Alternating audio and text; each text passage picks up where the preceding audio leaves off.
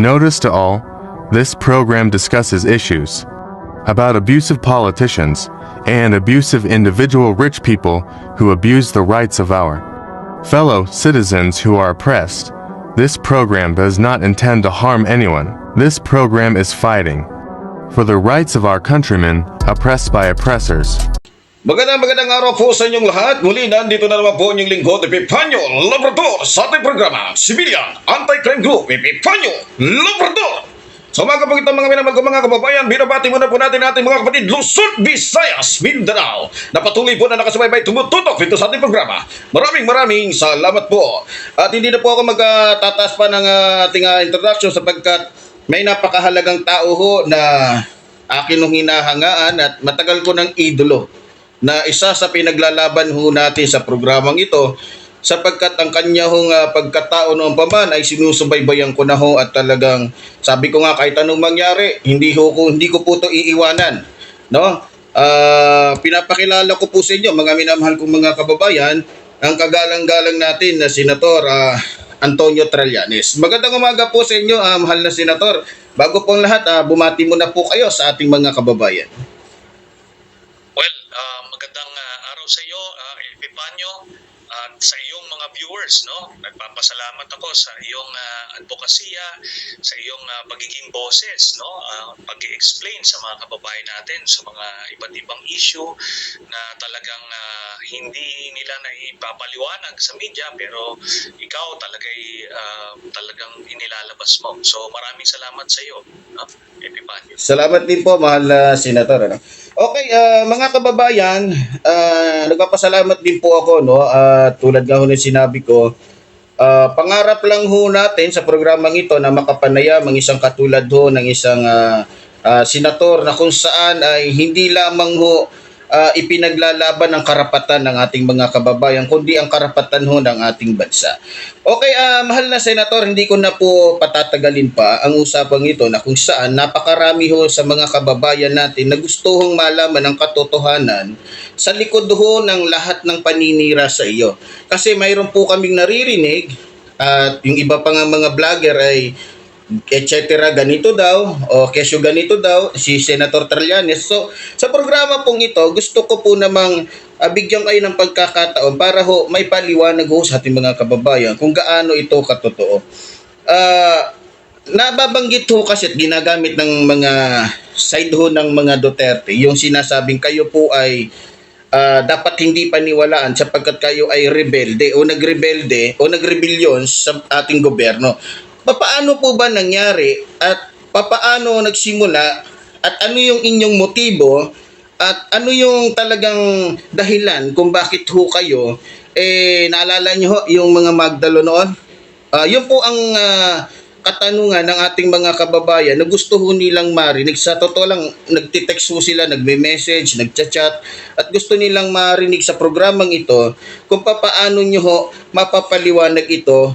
Kasi iniisip nila at gustong sabihin ng kabila na kaya kayo nagrebelyon dahil masasamang tao kayo at gusto nyo sa inyo mapunta yung kapangyarihan. Papaano po ba ito at papaano po ba mapapaliwanagan ng ating mga kababayan tungkol sa issue na ito?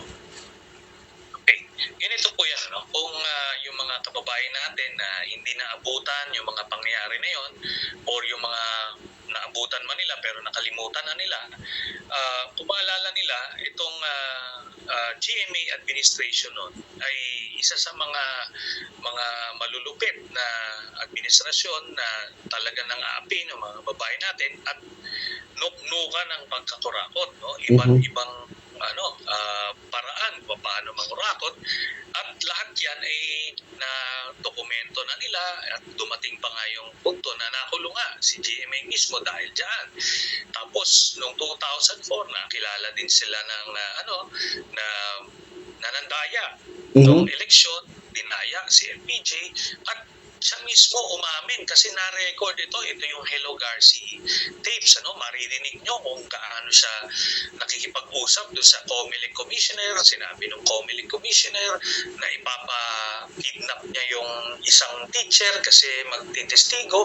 Sabi doon nung boses doon ni GMA, sabi niya, sige, okay lang, idukutin. Kung baga narinig ng mga tao mga kababayan natin kung paano ang pandaraya no. Pero before that, natuklasan lang nila ito na nung after ng elections. Pero kami, natuklasan namin yan before that. No? So, nung 2003, naglunsad kami nung tinatawag na Oakwood Mutiny. No? Ang pangunahing objective namin nun ay iprotesta yung malawakang korupsyon sa AFP at sa national government. Noong mga panahon kasi na yun, sa AFP, talagang grabe yung corruption. Meron yung tinatawag na conversion, yung kunyari, bumibili ng gamit pero walang dinideliver, pera lang palang inaano. Pero sa papel, sa mga dokumento, parang may binili mga gamit. Yan yung conversion na tinatawag or ghost delivery. Marami din doon na yung may mga pabawon system, yung mga general na magre-retire, so binibigyan ng pera, kinukuha yung pera ng mga sundalo, no? Tapos, ang baba ng moral kasi sa kabila ng malawakang corruption ng mga panahon na yon, ang baba ng sweldo ng mga sundalo at pulis. Tapos yung mga gamit, luma-luma. No? Kaya yan, nag-pile up yan, tapos nagkaroon ng nung all-out war ni President Estrada, sa sobrang lala ng corruption sa military, dumating yung punto na naubusan ng bala yung mga sundalo dahil sa papel bumibili ng bala, no? Pero walang i-deliver pala kasi nga pinipera yung delivery na yun. So dahil doon, kahit na nakalagay sa papel na worth 6 months supply yung ating bala, pero 1 month pa lang nung gera naubos na. So doon natuklasan kung gaano kalala yung Tapos meron din doon yung eventually nung napalitan na si ERAP, so isa sa mga nare-report namin bala ng sundalo ay ibinibenta doon sa kalaban, no? Na ito naman yung pumapatay din sa mga sundalo. So yan, yung mga issues, corruption, yan, tahan ng bala at baril doon sa enemies of the state. Tapos eventually, yung natuklasan namin na state-sponsored na terrorism. No? Ito na yung mismong Arroyo administration, sila yung nagpapalaganap ng terorismo, tapos ibinibintang dun sa MILF, panang sa ganun makaka-access sila ng foreign funding, no? Noong mga panahon kasi na yun, pagka meron kang local na terrorist movement, bibigyan ka ng pondo ng Estados Unidos. Yung MILF, hindi naman sila terorista, may peace agreement sila, pero kailangan bansagan silang terorista. Kaya ginawa ito nung Arroyo regime at natuklasan yun ng mga kasama namin na inutusan yung isang kasama namin na maghagis ng granada, no, sa mga moske. Tapos hindi nila ginawa kasi hindi yun yung trabaho, no, hindi yun yung sinumpaang mandato namin bilang sundalo. So, ang gusto mangyari, pagka hinagisa ng granada yung mga moske at pagka may mga namatay, naman babawi yung mga kapatid natin na Muslim. Opo. Ngayon, magkakatotoo na yung gulo na gusto nilang simulan. So marami yan. Pinasabog yung airport, ilang airport yung pinasabog, yung mga transmission towers, etc. So yan yung state-sponsored terrorism na nung miniting ko si GMA mismo, tinanong ko kung kasi ang impormasyon na hawak namin, yung report na hawak namin, ang may pakana is yung gobyerno, no? Inuutos sa mga sundalo. Isa na nga saksi yung mismong kasamahan namin na inutusan maghagis ng granada sa moske. So, nung panahon hindi masagot ni GMA. So, maliwanag na na totoo yung impormasyon. Kaya, doon kami lumabas ng Oakwood at iba't ibang issue yung aming inilabas, simulang corruption, state-sponsored terrorism, corruption sa national government, lahat-lahat. So yun po ang reason nung nangyari yun, nasugpo, nakipag-negotiate sila eh. Sabi nila, negotiate, pag-usapan. Ngayon, yung pala, inano kami, trinidor kami doon. Kasi hindi naman nila masusugod yung Oakwood noon kasi talagang special units din yung mga kasamahan namin, no? Anyway, dahil doon sa negotiation, after noon, siniraan na kami after, and but eventually lumiwanag sa mga kababayan natin yon nung nakita nila yung dayaan ng sa Lugarsi, tapos yung kaliwatkaan ng corruption na ginagawa ng Arroyo administration, tapos yung pang-aapi, no, pagpapahirap sa mga kababayan natin. Kaya nga nahalal naman ako bilang senador noong 2007 kasi nakita nila yung lahat ng ipinaglalaban namin ng Dalo Group ay nagkatotoo naman pala, totoo, at nalinlang sila nung nila GMA. Kaya yun po ang history noon, no? Sa aming mga pakikipaglaban sa Arroyo regime. Pero ang tanong ho kasi, mahal na senator, ganito, bakit hindi ho pinadaan sa husgado o kinasuhan sila Gloria? Bakit ho sa ganong paraan ginawa yung, bakit sa ganong pamamaraan, ba't ganon ang nangyari na nagkudita ang ating mga kasundaluhan? Hindi po kasi siya kudita. Yun yung expression of protest. Ganito ho yan. Dinaan po through channels sa mga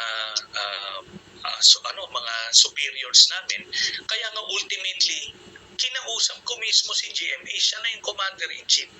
Kumbaga, dinaan namin ito sa tamang paraan. Diba? Sino yung susumbungan ko? Diba yung presidente na sinumbong to sa iba't ibang level ng organisasyon. Nakausap pa yung chief of staff, nilalabas yung mga issue, pero hindi inaaksyonan hanggang sa commander-in-chief na yung susumbungan mo. Sino pa? Kasi kung hindi naman siya kasapwat doon, hindi natural magkakandak siya ng investigation. Kasi hindi siya nag-conduct na investigation at hindi lang yun, doon sa base sa kanyang sagot sa akin, talagang kasangkot siya doon sa mga pangyayari. So hindi naman, kanino pa kami pupunta?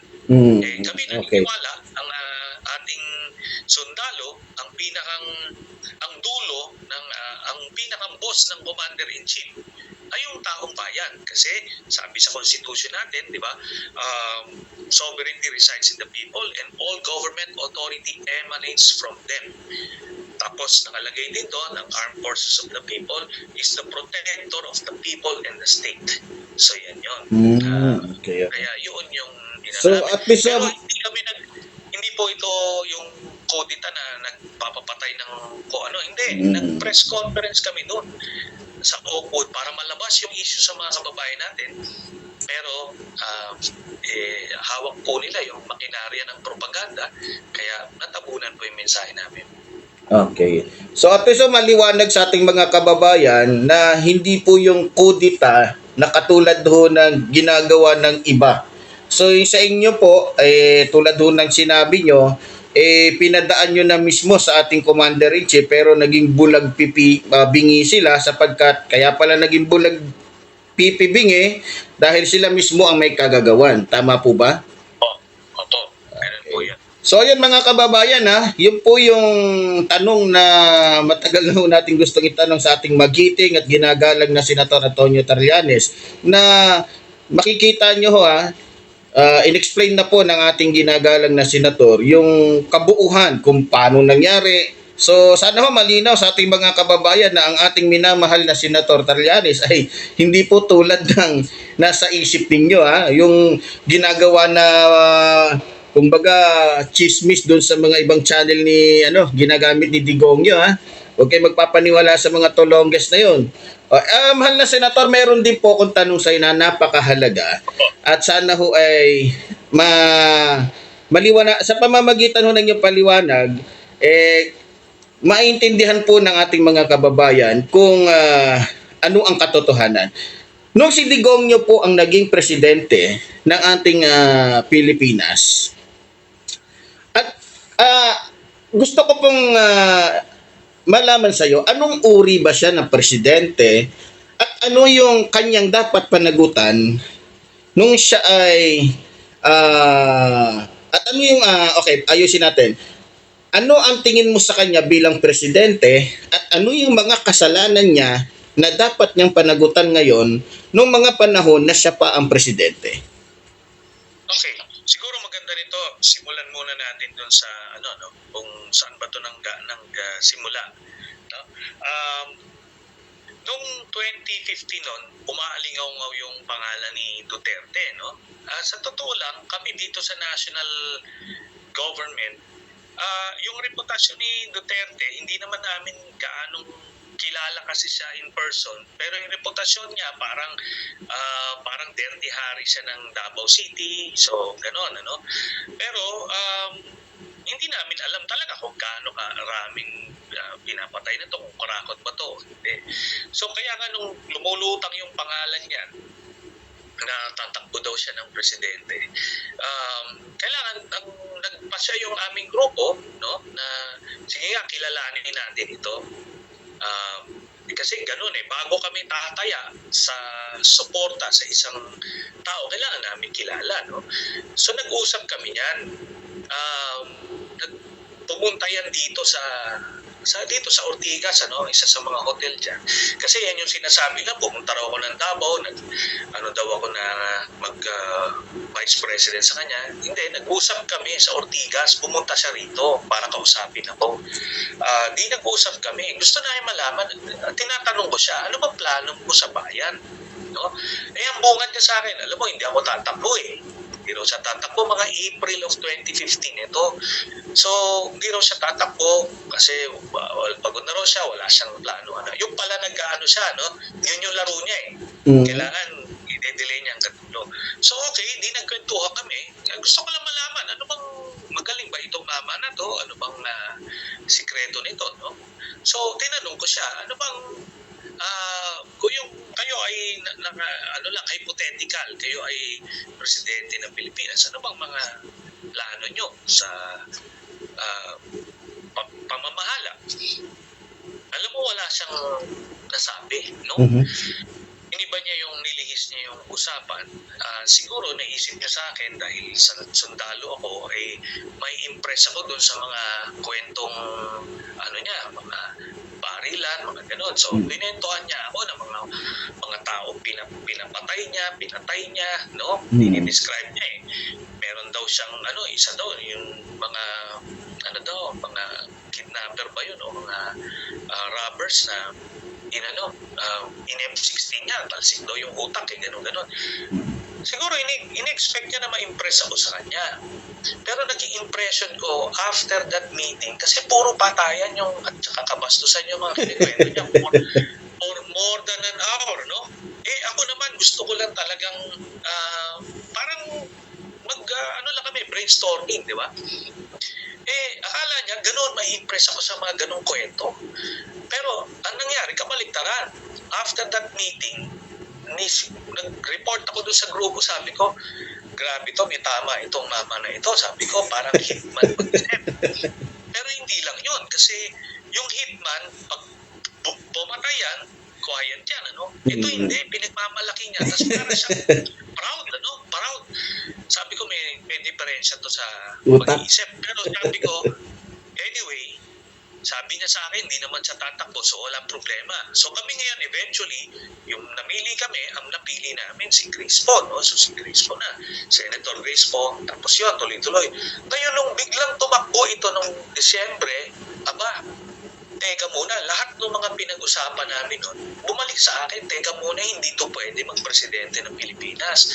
So talagang inilalabas ko ngayon yung mga kung ano-anong kalokohan niya. Nag-research na kami, may mga nagbigay sa akin ng mga impormasyon. Isa nga sa mga nagbigay ng impormasyon sa akin noon, laban sa kanya, yung yumaong si Speaker Nograles, no? Doon nagbigay kasi naglaban naman sila ng mayor. So, ang daming may dossier sa akin. So, gano'n. Tapos eventually, may nagpasa sa akin ng bank accounts. Di ba? So, nakita ko ngayon sa bank accounts, grabe palang kurakot nitong tao na ito. Kasi panay ang pasok ng pera. Milyon ang pasok. So tinitignan ko saan nito kumukuha ng pera. No? Nakita namin doon sa Davao, meron sila yung peace and order funds, confidential funds, 700 million pesos. Kada taon, ilang dekada nila nawakan yan. So talagang may factory ni sila ng pera doon. So sanay na sanay po pala sila dyan sa confidential funds. Yes. Oo. So, nakita ko yung dun sa bank accounts, pero may duda ako, teka muna, iba yung pasok eh.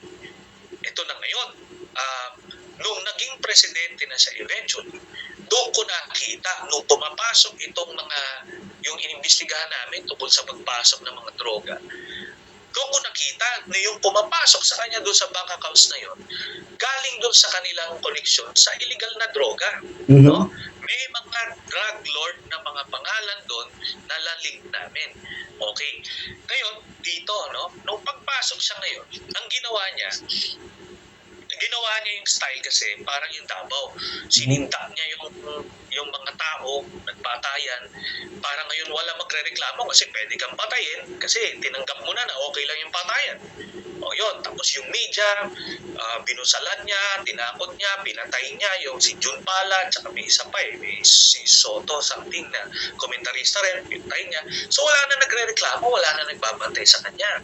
Yung iba, binabayaran niya. Tapos pagka-unit ka ng AFP, PNP, NBI, kung ano man, meron kang payola sa kanya, buwan-buwan, binibigyan niya ng for the boys. So, gano'n. Okay, so wala ngayon siyang kakontra. Tapos itong Davao Death Squad niya, ang ginawa, yung anti-heinous crime investigation unit ng Chief of Police, ng Davao City Police, yun ang Davao Death Squad. Sila na pumapatay, sila yung hindi nyo mag-iimbestiga, kaya hindi nila imbestigahan sarili nila. Kaya nasolbar yung mga krimen. Ngayon dito, ginang din ang ginawa niya. Tinakot niya muna, nagpatayan muna, pinagmumura niya. Alam mo yung mga Pilipino, na-impress parang totoo di ba? Hindi kumukurap So pinagpapatay niya. Ngayon, nung pinagpapatay niya na, di natakot na, hinayaan sinadya, naalala niyo noon, 2016, 2017, yung mga patay, nasa kalye lang, hindi muna nililigpit, hindi muna inaano ng punerarya, para makita ng mga kababayan natin sa mga depressed areas na, kikilabutan ka, quiet ka na lang, kasi baka ikaw susunod. Tapos, may bounty yan, may reward yan, kada uno, 10,000, kaya yung mga pulis na na dala sa ganyan, di kumukubra sila bawat isang patay, may 10,000 sila. To the point na sinasubcontract na nila para hindi na sila yung pumapatay. Pumapatay sila nila. Anyway, ganun nangyari. Pero para yun, matakot lahat. Next na tinakot niya yung mga politiko. Diba, winagayway niya yung drug list daw, sabi niya. Ito yung mga mayor, mga na drug list. Pagka kumontra ka, pwede kang isama doon. So, sino yung mga pinatay? Nakita namin, itong mga pinapatay, iba yung network. No? May mga pinatay sila yung hindi kasama sa network nila kasi gusto na nilang cornerin. Gusto nilang sila na lang yung mag-supply ng droga. So, pinatay muna yung mga sa bulab, ng mga kompetensya para ini-import na lang tonelada. Kaya yan na ngayon yung naimbestigahan namin sa Senado. So nadikit-dikit namin yan. Ngayon, may mga drug lord siya na mga kapartner, sila yung mga nagpapasok. So simula pa Davao, lahat ito nakuha namin, nakalap namin yung research. So itong drug war, in short, drama lang ito para lang pagtakpan yung pag-control niya at pag-monopolize niya nung illegal na droga. Ngayon, patay na lahat yung kompetensya, kontrolado na nila. Kanila na, sila na nagsusupply sa buong Pilipinas. Wala nang kukontra. Ngayon, wala rin mag-question kasi pwede kang patayin. So, kung senador ka, pwede kang pakulong, gawa ng gawa ng krimen kagaya ni Sen Laila, or Opo. sa case ko, di ba, binawi yung amnesty, tinambakan ako ng kaso, at sabi nung aming testigo na si Arturo Las Cañas, pinagtangkaan akong patayin, no? Naging testigo lang kasi siya, kaya hindi niya naituloy yung mission niya. So, ito yung mga kasalanan niya. Bukod pa yan dun sa corruption, no? Yung PCSO, inano nila yan. Yung mga STL, kinontrol nila yan. Yung POGO, may ano rin sila, remittance dyan. Yung COVID, pinagkakitaan dyan. Yung Pharmaly, yung face shield, PPE, ano ba yun, yung mga RT-PCR, na mga test, yung mga testing kits. At yung bakuna, yung Sinovac, tinubuan nila ng 2,000 kada vial yan. At 50 million vials yung in-import. So 100 billion pesos, ganun lang kasimple. Tapos pag mag-iimbestiga, pipilipitin nila yung mga kaalyado nila doon para hindi mangyari. So anyway, kan nangyari, nanalo, natapos yung termino niya at hindi tumakbo si Sara Duterte pagka-presidente, ang tumakbo si Presidente Bongbong Marcos. Ngayon nawala na siyang kontrol. Nakala niya, proteksyonan siya, pero hindi na. So, yung listahan ng kasalanan ni Duterte, napakahaba niya. Salamat po, mahal na Senator, sa paliwanag niyo tungkol sa mga katiwalian ni Digongyo. Sa nakikita ko totoo po yung sinabi niyo, mahal na Senator, yung estilo ni Digongyo, kung para sa akin lang ilalabas ko na kayo dito. Para sa akin lang, makademonyo talaga. Sa totoo lang sa akin personal ko lang to wala siyang pinagkaiba sa demonyong literal sa pag-uugali niya. Ako kaya ko saksihan niya yung tinatawag na Davao Dead Squad sapagkat isa sa kapatid ko ay naging Davao Dead Squad at sila rin ang pumatay. Kaya ganun kalaki ang galit ko kay Duterte. Magsasampung taon na nung namatay ang aking kapatid dahil siya ay nakatuklas at gusto niya ng kumalas. Pinapatumba din niya yung mga Davao Dead Squad niya. Yan ang katotohanan. Salamat po, mahal na Senator. Ngayon po, last na lang po natanong ito. Kasi gusto ko lang manggaling sa inyo sapagkat isa ito sa ginagamit nilang paninira sa inyo. At ito po ako po talagang todo pakikipaglaban po ako dito para sa iyo. Totoo po ba na may binenta kang lupain na pagmamay-ari ng ating bansa? Yan yung sinasabi nilang yung back channel daw, yung Scarborough. Okay. Alam niyo po, talagang simula 2012, nung nangyari yan, paulit-ulit ako, siguro mga 1,000 beses na ako nagpapaliwanag dyan. Pero palagi sinasabi, ba't hindi ko rin mapaliwanag?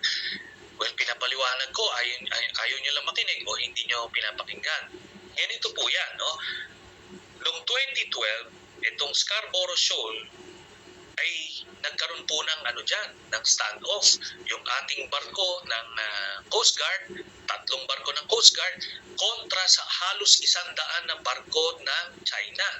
Okay, yung Scarborough po, hiwala yan dun sa Spratlys, Yung Spratlys sa Palawan, yung Scarborough na sa Visambales. Yung standoff, nagkagirian sila dyan, nangyari yan noong 2012. Kahit i-google po nila yan, 2012, Scarborough, standoff, makikita nila kung gaano karami yung barko doon, di nagkainitan.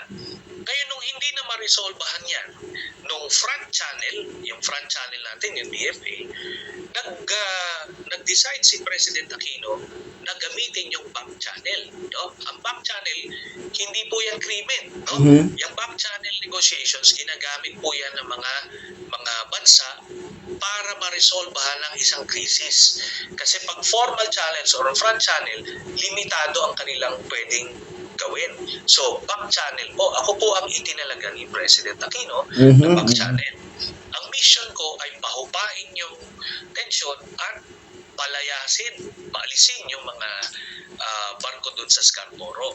So, for 3 months, ilang balikan na meeting yan, at ang kaduluduluhan yan ay napaalis natin yung halos 100 na barko, 3 lang ang naiwan na nasa labas na ng shoal. Okay. Yan ngayon yung mission. So, mission accomplished, napaalis yung mga barko, hubo pa yung tension. Kaya nga wala tayong tension dyan sa Scarborough. Ang tension po doon sa Ayungin, di ba? Nagkaroon lang ulit ng tension nung pumunta tayo doon. Nakita mismo ng Coast Guard natin, walang barko sa loob at walang reclamation doon. No? Ngayon, kaya nga, ang basihan nila dyan, lahat, dyan sa sinasabi niya, si Duterte. No? Si Duterte ngayon, ang nagsabi, ako daw, binenta. Ngayon, nag-file sila ng kaso sa akin. Sila Duterte, yung mga tao niya, 2016. Na-dismiss siya noong 2016, noong 2017 kasi ni isang pahina ng ebidensya, wala ho silang nasambit. Diba?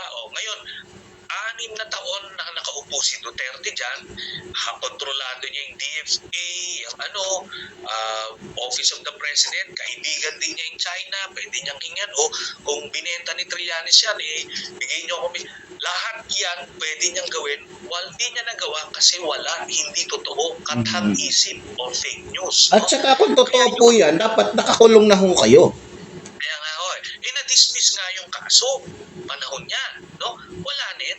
Kaya ito si Duterte, kasi nga ako yung kumukontra kami ni Sen Laila, gagawin niya, lilihisin niya yung issue para ikaw ngayon ang defensive. Yes. Maalala, di ba?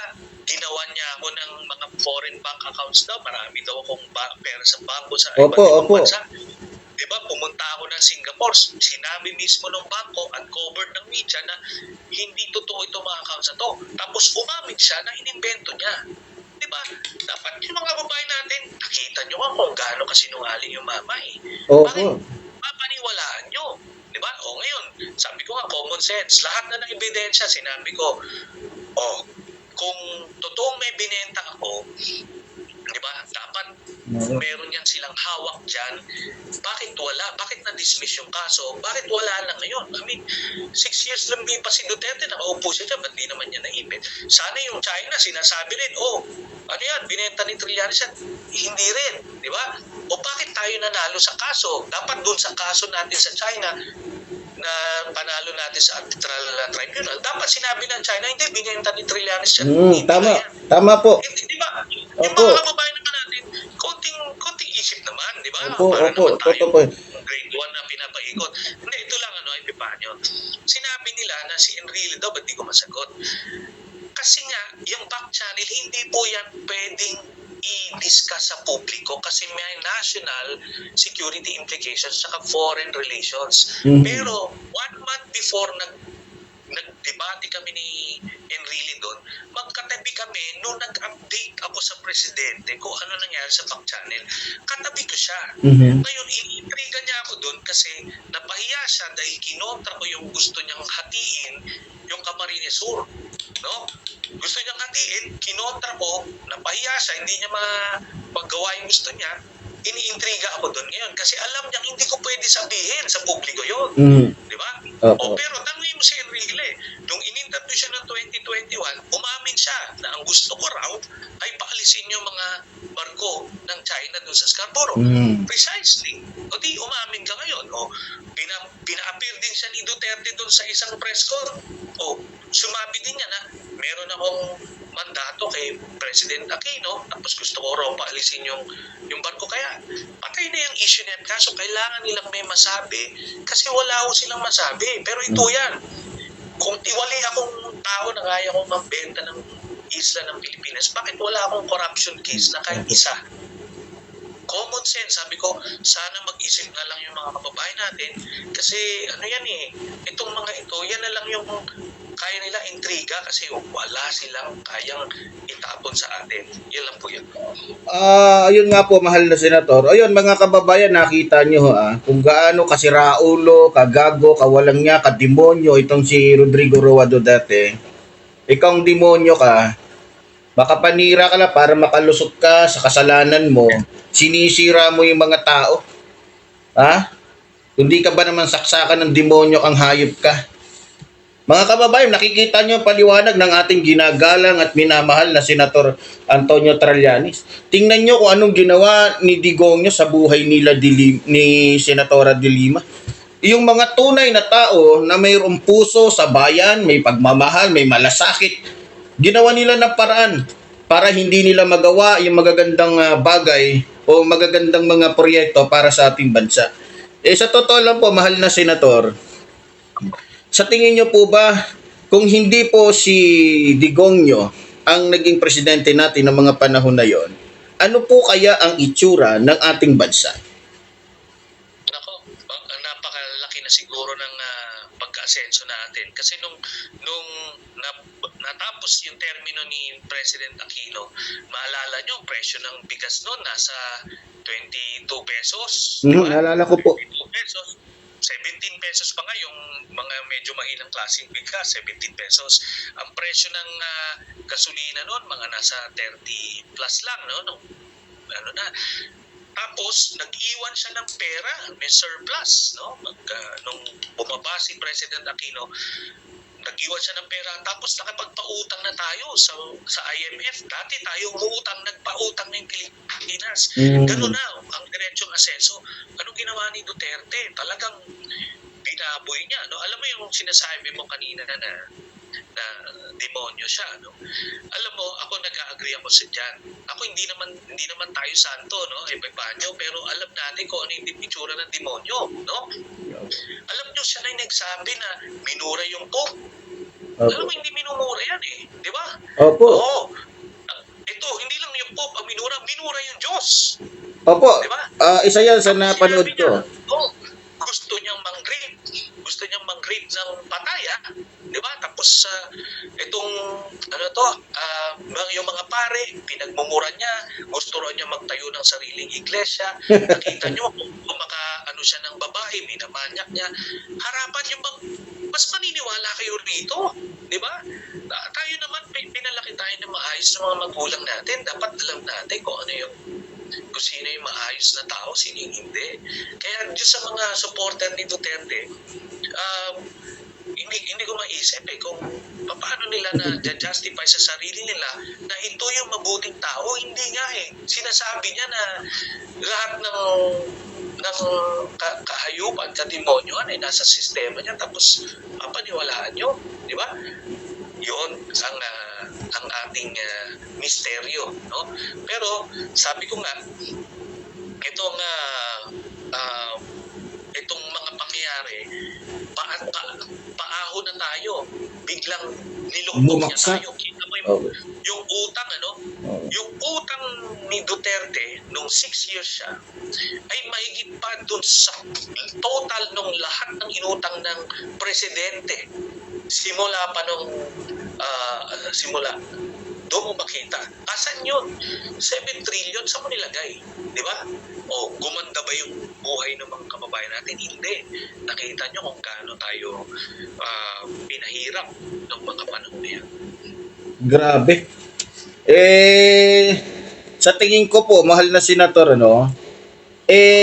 para ho sa akin, isa ho sa pinangangambahan ng ating mga kababayan ngayon na kahit po siguro humina na ho yung hatak ng mga Duterte sa mga kababayan natin, mayroon pong posibilidad na manalo pa rin sila dahil nga po lumalabas ho ang isang issue na kung saan nanalo itong si Sara Duterte sa pamamagitan ho ng Smart Magic. Tama po ba yun?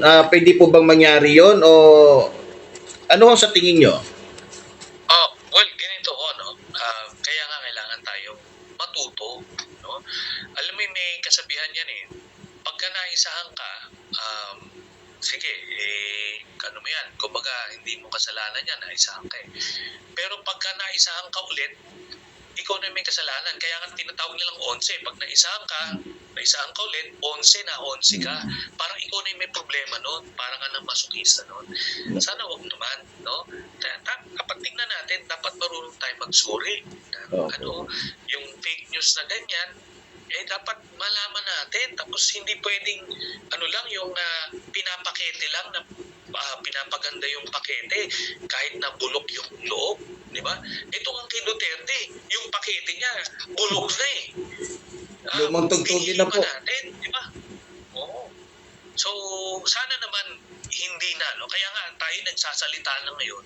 May panahon tayo, 3 years, 5 years para mamulat natin yung kababayan natin, di ba? Na teka, kung na-hypnotize ka o na budol-budol ka ano yan magigising at magigising ka. So gigisingin natin. Epipanyo yung mga babae natin. Opo, maaasahan niyo po yan, mahal na Senator. Ito last na lang po, no.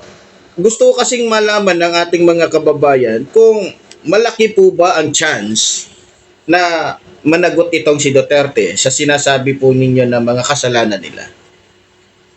Okay. Yes, itong International Criminal Court ay na to, mga ilang buwan na lang ay magbabagsak na ito ng warrant dito sa mga salarin, sa grupo nila Duterte na responsable sa pagpapatay ng mga libo-libong mga kababayan natin. So, malapit na yan. Bukod pa riyan, ito na ngayon, ino-audit na yung mga kanilang peace and order funds, confidential funds, marami, yung Farmally, lahat yan. Daming kaliwat ka ng pagnanakaw nangyari. So, alam nyo, dito sa mundo, ganun di naman natutulog yung Diyos sabi nila, di ba? And meron at merong panahon para pagbayaran yung mga kasalanan. Mahal na Senator, hindi po ba pinoprotektahan ng administrasyon ngayon si Duterte? Samantalang magkaalyado ho si Sara Duterte at si Pangulong Bongbong Marcos? So, base sa mga sinyales na nakikita natin, na papanood natin, mukhang hindi na, no? Iba maliwanag na taliwas yung kanilang pananaw sa pamamahala. Doon na lang sa foreign relations, sa West Philippine Sea, pro-China si Duterte, pro-US si Bongbong. Dito naman sa EJ case, yun ang gusto ni Duterte, si President Marcos, ayaw niya, no? Sa human rights, nakita nyo, ginipit si Senator Laila. Pinakawala naman dito ni President Marcos. So maliwanag. Tapos may espasyo ngayon, parang hindi noon pag nagsalita ka na laban sa administrasyon, parang kang nanganganib yung buhay mo, di ba? Opo. Pinutulungan kayo. Pero ngayon, kaya mo sabihin, kaya mo batikusin kung yan yung demokrasya, di ba? Merong democratic space. Kaya nakita ko, dahil dyan sa pagkataliwas ng kanilang mga paniniwala, hindi talaga, hindi, kumbaga, inevitable yung kanilang paghihiwalay. Iniisip po kasi ng ating mga kababayan na dahil nga po magkaalyado si Sara Duterte at itong si Pangulong Bongbong Marcos, iniisip nila na baka pinoprotektahan lang at malabong mangyari na makulong nga o mapanagot sila sa kanilang mga kasalanan, lalong-lalo na tong anak niya na si Puloy na di umano mayroon ding bilyon-bilyon na nakurakot ng panahon ng ama niya nung ito ay congressman ng 1st District ng Davao City. Yes, yan? Tayo kasi nagmamatsyag tayo sa nakikita natin at hanggang sa kaya nating magsalita at expose ito, basta't gagawin natin and ultimately mananagot yung kailangan managot. Hindi naman tayo bumibitaw, hindi naman tayo napapagod. Ilang taon na natin to ginagawa. Epipanyo, di ba? Opo. Pagsalita. 2016 pa lang, bumibira na kami. Hanggang ngayon, bumibira pa rin. Ikaw rin, ganun. So, tayo, eventually, pag dumami yung ating makukumbinse ng mga kababayan natin, lalakas ang boses para obligahin yung ating gobyerno na panagutin itong mga ito. Hindi pwedeng ganun lang na gagahasain mo yung bayan tapos wala lang. Hindi pwede yun. Kaya nga po, nagpapasalamat po tayo sa ating Pangulo sapagkat yung utak niya hindi tulad ng utak nito ni Digongyo na talagang kahit si Lucifer matatakot kasama to dahil sa sobrang kahayupan ng hayop na to. Wala na akong pwedeng i-title pa dito. Gusto ko nang hangaan sa kanyang katarantaduhan sa kanyang kademonyuhan Kasi wala akong pwedeng i-paris dito. Kahit si Hitler mukhang aayawan maging kaibigan to mga kababayan, nakita nyo napakaliwanag ho na eksplanasyon ng ating ginagalang na Senator Trillanes. Talagang makikita nyo ho na punong-puno ho ng kasinungalingan yung mga sinabi ni Duterte nung panahon na siya pa ang presidente, na kung saan gusto lang niya mawala sa landas niya itong ating mga ginagalang na senator dahil gusto nila mapabuti yung ating bansa. Ito namang si Duterte, dahil gusto niyang magpatuloy na magnakaw, inalis niya sa landas niya sa pamamagitan ng pera at impluwensya. Tama po ba, mahal na senator? Impluwensya tsaka pera? Opo. At siya yun na nga. At ginamit yung kanyang kapangyarihan, yung kanyang poder para siraan yung mga humahadlang sa kanyang mga plano at para makumbinse yung mga kababayan natin na siya ay nasa tama. Hindi natin ma-blame yung mga kababayan natin kung bakit sila nalinlang, pero sana naman ngayon lumiwaliwanag na ang katotohanan. Okay po, bago po tayo magtapos dito sa ating programa, mga minamahal ko mga kababayan, mahal na senator, pwede po kayo, ano po ba ang mensahe ninyo sa ating mga kababayan na patuloy ho na nakasubaybay at tumututok dito sa ating programa?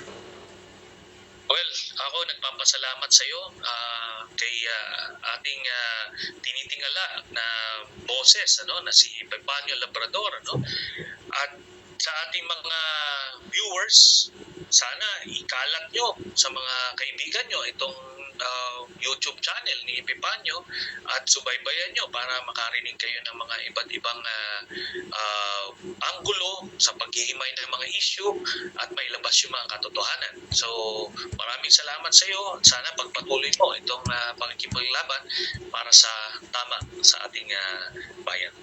Ayun po mga minamahal ko mga kababayan, sana ho mahal na senator hindi po ito yung unang pagkakataon na makasama po namin kayo sa programang ito at makasama na kung saan mapahayag pa ng lubusan sa ating mga kababayan ng mga dapat pa nilang malaman o mga nangyayari ho dito sa ating bansa sapagkat kailangan ka po ng ating bansa. Kaya nga po ako mismo, sabi ko nga makikipagpatayan ako para sa iyo. O dapat patuloy mo yan kasi pag nawala ka sa bansang ito, papaano na lang kami na umaasa sa katotohanan at sa maayos na na serbisyo ng mga politikong may puso sa bansang ito. At sana ho mga kababayan, request natin, sana isang araw makapanayam naman natin dito si Senator De Lima. Sana ho para marinig din ho natin yung kanyang mga sasabihin patungkol sa kanyang mga naging karanasan. Muli po, mahal na senator, maraming salamat po sa inyo at sana po ay pagpalain po kayo ng ating may kapal at ingat-ingat po dahil mainit po kayo sa best friend natin. Maraming salamat po sa inyo and more power. Salamat po. Ayun po mga minamahal kong mga kababayan. Salamat at nakita nyo naman po kung papaano ho ang ating senator ay nakipaglaban sa katotohanan. Talagang pinaglaban ho niya yung katotohanan na kung saan makikita nyo ho kung papaano siya ginamitan ng kawalangyang, katarantaduan, kabuisitan ng isang pangulo na walang puso. So yun po mga minamahal ko mga kababayan, muli po sinasabi po ng inyong lingkod, mabuhay ang ating inang bayan, mabuhay nagmamahal sa ating inang bayan. Maraming salamat po.